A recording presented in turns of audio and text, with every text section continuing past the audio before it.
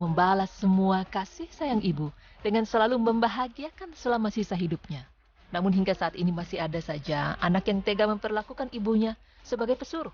Ketika seorang anak disibukkan dengan karirnya di luar, alih-alih ia menyuruh ibunya untuk menggantikan dirinya mengurus pekerjaan rumah serta mengasuh sang cucu.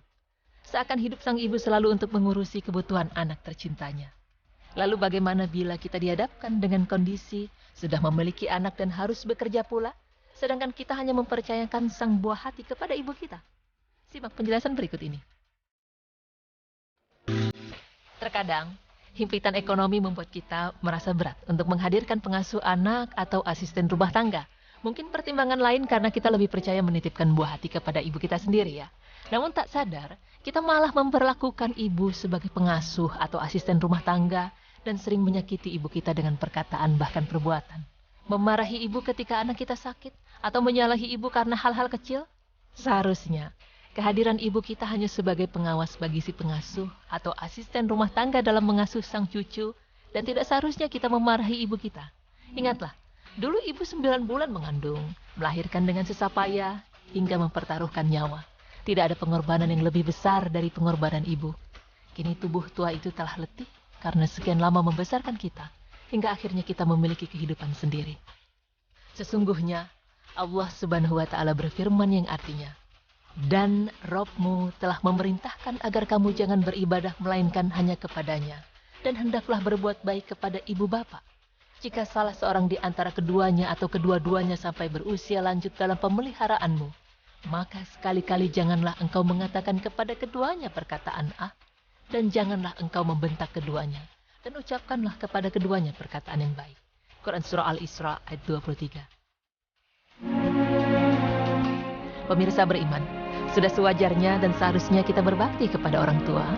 Dan berikut pemaparan mengenai keutamaan anak untuk berbakti kepada orang tua yang kadangkala kita lupa akan hal itu.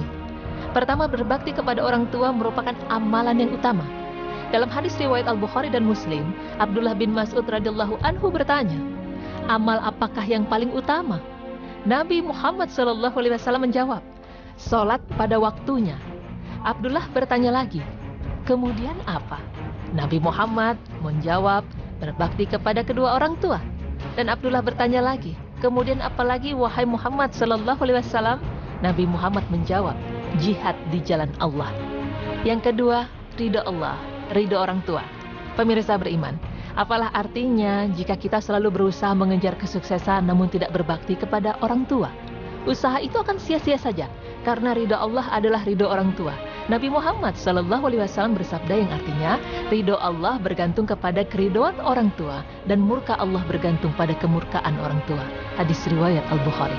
Yang ketiga, anak yang berbakti kepada orang tua akan dimasukkan ke surga.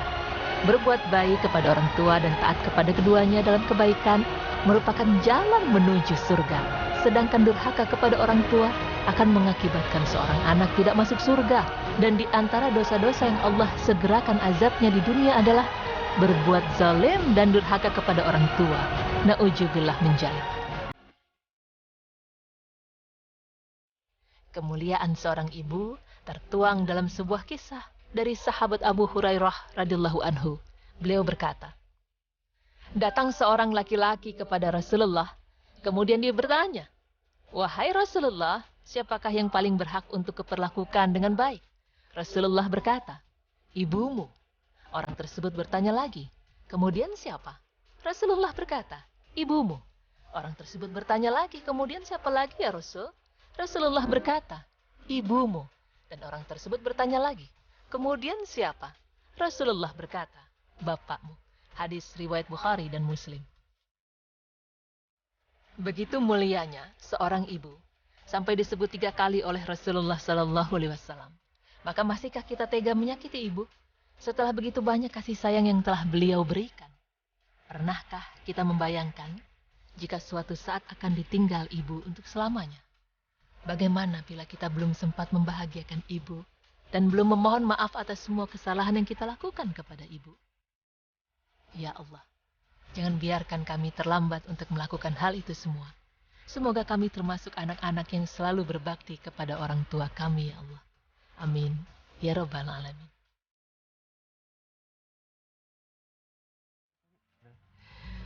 Ya pemirsa, seyogianya memang terkadang orang tua yang meminta untuk mengurusi anak kita, tapi kita juga jangan kelebihan ya ayah. Akhirnya jangan kita jadi ngopi-ngopi di luar, orang tua kita malah ngurusin anak, itu tidak boleh. Jadi kalau misalnya mau titipin sebaiknya dikasih babysitter segala macam. Kasih uang sangu, ya kan? Kalau uang sangu saya nggak setuju tuh. Enggak maksudnya, artinya ada pengertian lah. Kalaupun misalnya tetap ada nenek kakeknya hanya sebagai pengawas, tapi ada disiapkan babysitternya, maksudnya begitu. Ya, intinya kita tetap menghargai dan menghormati orang tua sebagai orang tua kita yang harus kita hormati. Dulunya sudah capek ngurusin kita, sudah tuanya juga mau kita capein juga, wah itu kebangetan.